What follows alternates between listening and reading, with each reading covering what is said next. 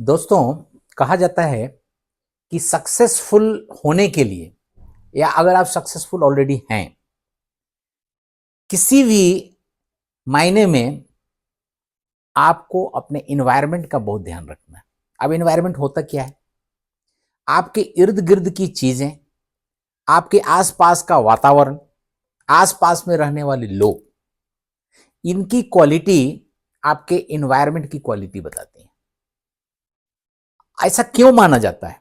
इसके ऊपर भी एक एग्जाम्पल है कि अगर देखेंगे तो एक नॉर्मल मक्खी होती है, मक्खी जो हमारे आसपास में भिन भिन आती है, कभी कभी देखने को मिलती है। और एक होती है बी, जो मधुमक्खी कहलाती है, मक्खी की ही वो भी प्रजाति है। लेकिन दोनों ही दो तरह से बिहेवियर करते हैं। एक ये जो नॉर्मल मक्खियां हैं, ये अक्सर गंदगी पे ही जाके बैठती हैं। इनकी आदत है, इनका एटीट्यूड है, गंदगी पे ही बैठना है। और ये आपके ऊपर आके बैठती हैं और कुछ बीमारियां फैला देती हैं। लेकिन मधुमक्खी है, वो भी एक मक्खी की प्रजाति है, लेकिन कभी भी वो बैठेगी वैसे जगह से जहां से खुशबू हो और उससे वो कुछ मीठा रस बना सके। तो इसलिए माना जाता है कि आजू बाजू में आपके कौन से लोग हैं, आपके इन्वायरमेंट में, उनका बहुत बड़ा असर पड़ता है आपके जीवन में, आपके सफलता के रास्ते में।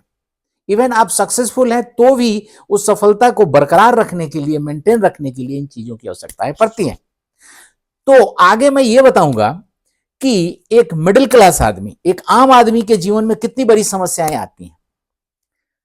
कोई भी व्यक्ति आगे बढ़ता है तो उसके साथ के लोग कौन से उसके पास रहते हैं? उसके पेरेंट्स होते हैं, पति पत्नी होते हैं, उनके बच्चे होते हैं।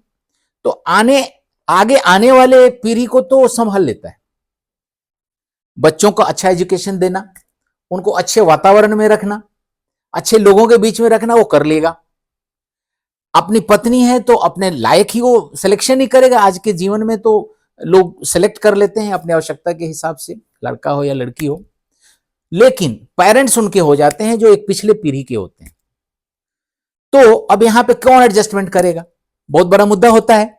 बच्चों के सामने तो बहुत बड़ा मुद्दा होता है कि अपने पेरेंट्स की भी क्वालिटी, उनका भी एटीट्यूड, उनके भी तौर तरीके अपने लायक लेके मेंटेन करके चले। तो ये बहुत बड़ा एक टास्क होता है। तो इसमें बच्चे तो सभी कोशिश करते ही हैं, लेकिन पेरेंट्स लेवल का भी एक बहुत महत्वपूर्ण भूमिका है कि वो अपने भी थॉट प्रोसेस को, अपना भी जो सोचने का तरीका था पहले, उसमें भी मॉडिफिकेशन लाएं।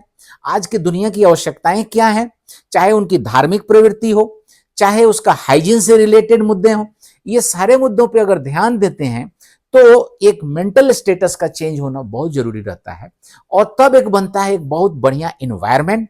और सक्सेस तो फिर मिलना ही है भाई। हाइजीन हम मेंटेन कर सकते हैं, आसपास की चीजों को मेंटेन कर सकते हैं, ऑफिस में कैसे लोग हैं उनमें से भी सेलेक्ट कर सकते हैं, अपने दोस्तों में भी सेलेक्ट कर सकते हैं किसके साथ रखना है, किसके साथ नहीं रखना है। लेकिन अब पेरेंट्स का मुद्दा जब आता है तो उसमें कोई सिलेक्शन की बात ही नहीं रहती है।